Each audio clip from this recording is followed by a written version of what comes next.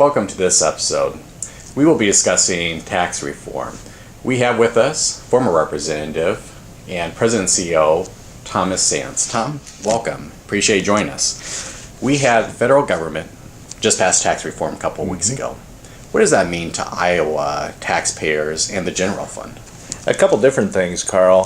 First of all, the Department of Revenue has been busy working on their models, trying to estimate just what that impact would be to Iowa taxpayers. Both they need to know that, and then with federal deductibility, it's important for our Iowa General Fund as well. We do know that the federal law that passed, Tax Cuts and Jobs Act, treated some groups more favorably than others, and didn't really treat anybody unfavorably, but just more favorably than others. We know families that have children because of the refundability of the child tax credit, and small businesses that will see a 20% deduction on their business income, as well as corporate rates being substantially reduced, that those three entities probably will see the best or the most benefit from federal tax cut.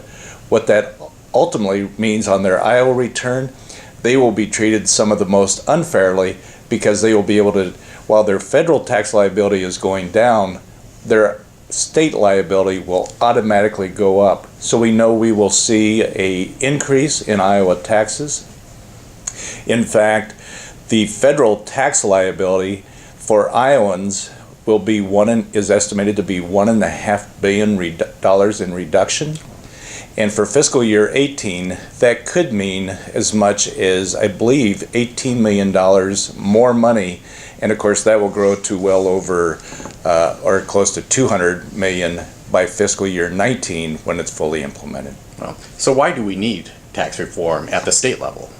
Well, as being a former legislator, people like to tout families, being pro-family, as well as for the small business individual. Well, because of federal deductibility, those two groups especially will see their taxes go up, and legislators will not want to see a tax increase to their state tax liability to families with children, as well as small business owners. So I think that automatically we will see something done on the individual side this year.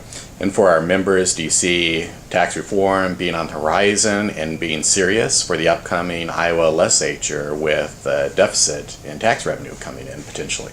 I think that is the balancing act that they will have to do, because ultimately we need to balance our budget, and Iowans expect a certain amount of services from their state government.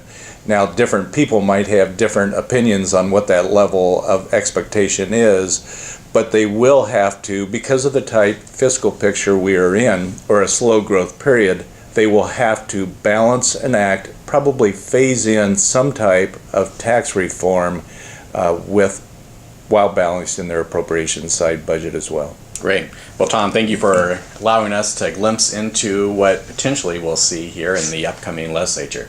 Appreciate your time. You're welcome, Carl. Thank you. Have a good day.